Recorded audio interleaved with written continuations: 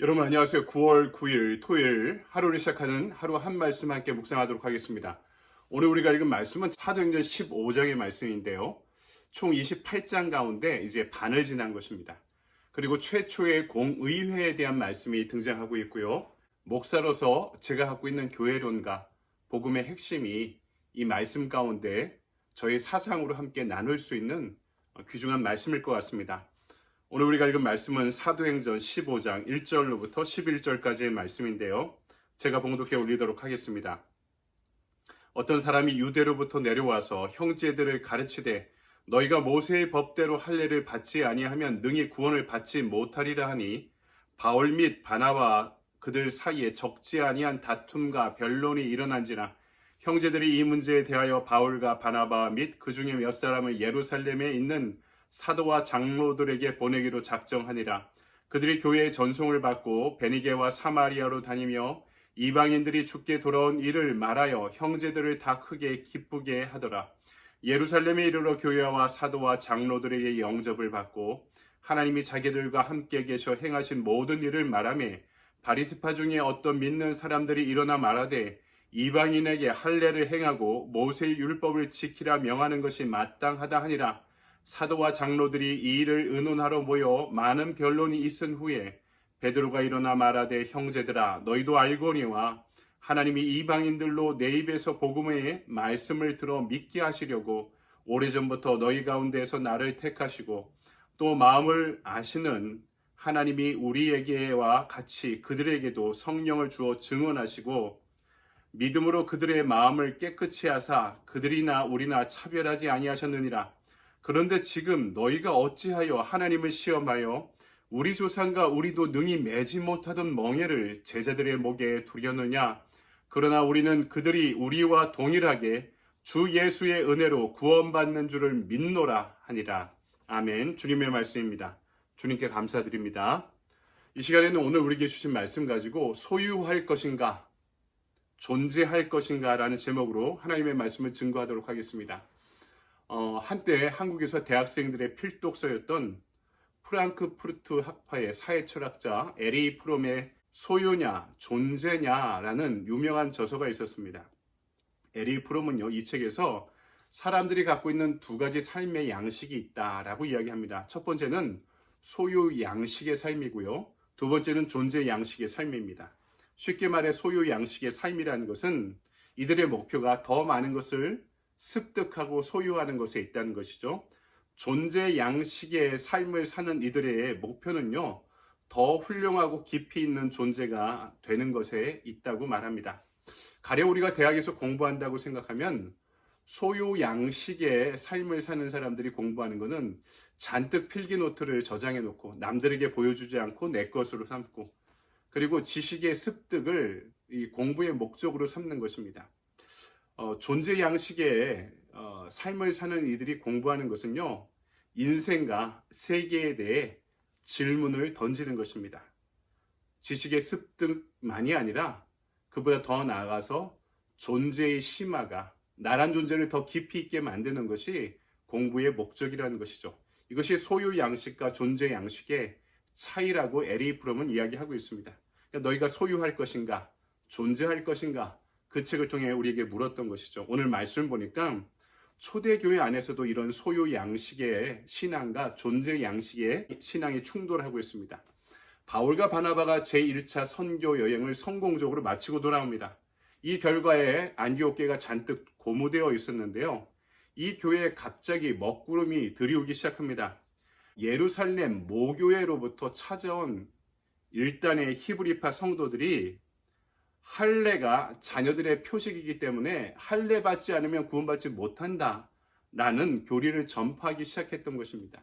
그냥 싸울 수 있는 상황이 아니었습니다. 이들은 예루살렘 교회에서 온 초대 교회의 모교회가 되는 예루살렘 교회로부터 온 지도자들이었기 때문에 그것이 문제가 되었다는 것이죠. 모두가 다 예수 그리스도를 믿는 믿음 안에 구원받았다라는 확신 가운데 있던 안디옥 교회가 술렁이는 수준을 넘어서 휘청이기 시작합니다. 급히 회의를 주재한 안디옥 교회는요, 바울과 바나바 몇 사람을 예루살렘 교회로 파송해서 이 문제를 해결하려고 합니다. 그런데 이들이 교회를 예루살렘 교회를 찾아가니까 그 갈등이 더욱더 증폭됩니다. 율법에 따라 할례를 받아야 된다는 측과 그 반대의 측이 예루살렘 모교회 안에서도 첨예하게 대립하고 갈등하기 시작한 것이죠. 마침내 성령의 역사하심 가운데 사도들이 개입하면서 그 회의는 중요한 결정을 내리게 됩니다. 우리는 이 모임을 교회사 최초의 공적 회의다 그래서 예루살렘 공의회다 이렇게 명명하기 시작했던 것입니다. 오늘 말씀은 첫 번째로 이 말씀을 통해 소유의 양식을 지닌 율법주의자들을 보게 됩니다. 오늘 본문에 예루살렘의 율법주의자들은 이방인들을 교회에 받아들이는 것을 꺼려했습니다. 그들은 결격 사유가 많고 나약하고 수치스러운 존재였기 때문입니다. 그래도 어쩔 수 없이 그들과 함께 신앙생활 하려면은 그들이 할례를 받고 유대인의 일부처럼 돼야지, 그래야지 교회 안으로 받아들일 수 있다라고 생각했던 것입니다. 그들이 갖고 있는 율법은요, 그들에게만 독점되었던 구원의 수단이라고 생각했던 것입니다. 히브리파 유대교인들, 오늘은 바리새파 이렇게 이야기하고 있는데요. 그러니까 율법주의자들은 율법을 소유한 자신들의 기득권을 교회 안에서, 초대교회 안에서도 인정받아야 된다고 생각했습니다. 하지만 어떻게 하는 것이 예수를 잘 믿는 것인지, 예수님을 잘 따르는 것인지에 대해서는 전혀 해답을 주지 못하고 있습니다. 여러분, 이런 율법주의는 교회 안에서도 존재하고 있습니다. 이런 소유 양식의 신앙이 교회 안에서도 심각하게 예수 그리스도의 복음을 고사시킬 때가 있습니다. 예를 들어 교회에요, 주인 정신을 가진 사람이 아니라 주인 행세를 하는 사람들이 많이 있습니다. 저희 교회는 개척교회라 참 다행인데요, 오래된 교회는 우리가 이 집안이 이 교회 1대 2대 3대째다 뭐 이런 것으로 교회에 대한 주도권을 인정받으려고 하죠. 그리고 내가 이 교회의 개척 멤버다, 헌금을 많이 한 사람이다, 내가 장로다, 이런 것으로 교회 안에 주도권을 인정받고 싶어 합니다.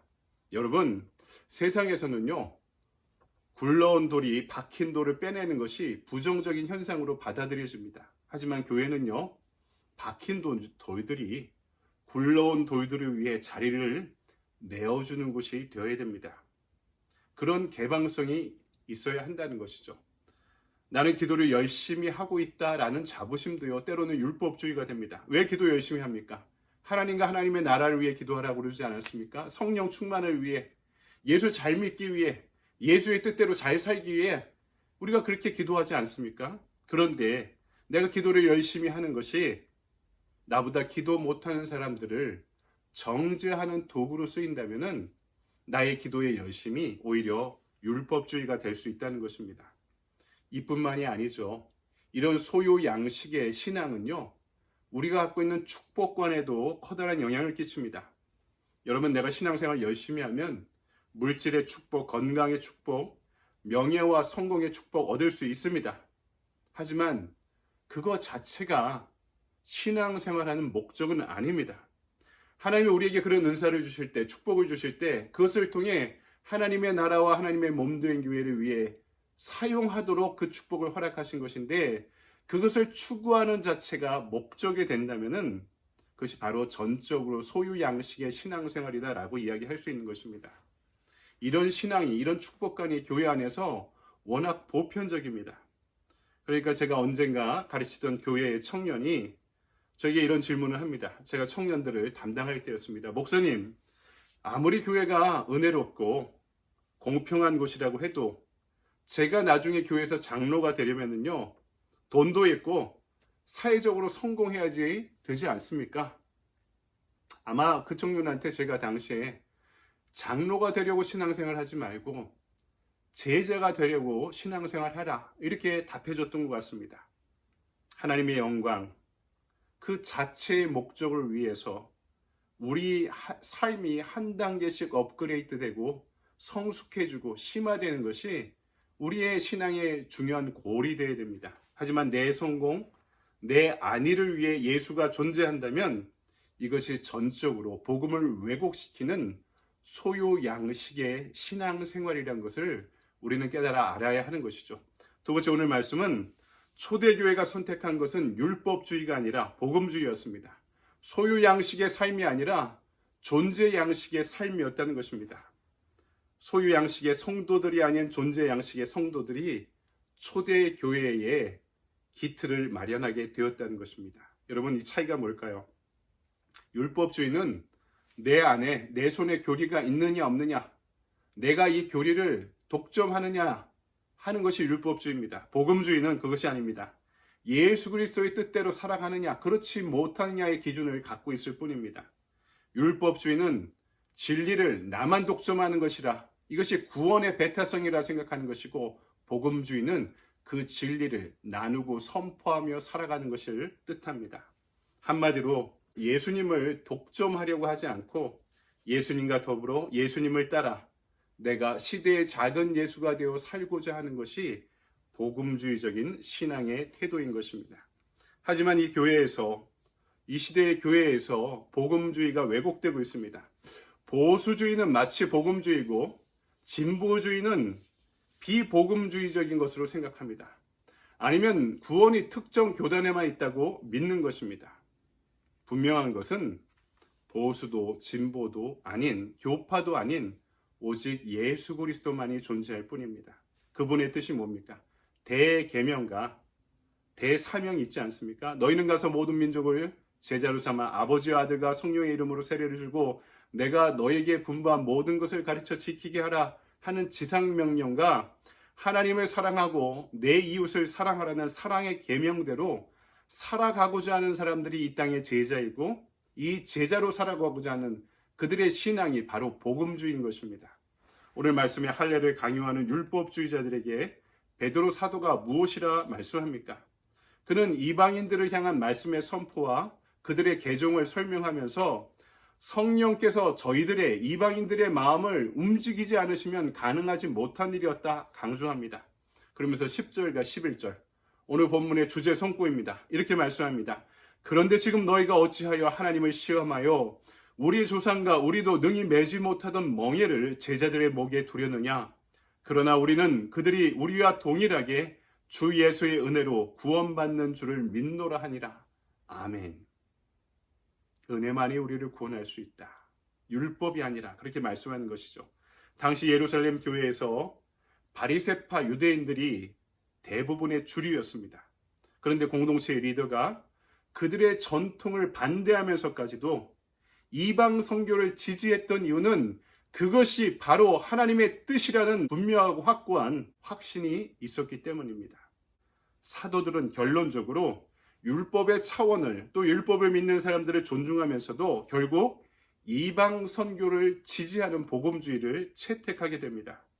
여기에 힘을 얻은 안디옥 교회, 그리고 바울과 바나바는 이 예루살렘 공의회 이후에 힘을 얻어 제2차 선교 여행을 떠나면서 이방 선교의 문은 더욱더 넓어지게 됩니다. 여러분, 오늘 하루 이 말씀을 묵상하면서 복음을 독점하는 자가 아니라 복음대로 살아가려는, 그 복음으로 존재하려는 그 믿음의 행복이 오늘 저와 여러분의 삶에 충만해지기를 주님의 이름으로 간절히 축원드립니다. 적용의 질문을 볼까요? 나는 율법을 소유한 사람입니까? 복음으로 살아가는 사람입니까? 율법주의자가 아니라 복음주의자가 되기 위해 적용해야 될 점이 무엇인가요? 액션 플랜입니다. 남을 정죄하지 않고 살아가기. 오늘 말씀 가운데 이것을 적용해 볼 때 남에 대한 미움이나 정죄의 마음을 오늘 하루는 이 말씀 가운데 내려놓고 잃어버리고 잊어버리고 살아갈 수 있는, 그렇게 이 말씀을 적용할 수 있는 저와 여러분의 좋은 하루 되시길 바랍니다. 내일 거룩한 축제의 예배 시간에서 함께 뵙게 되기를 바랍니다. 감사합니다.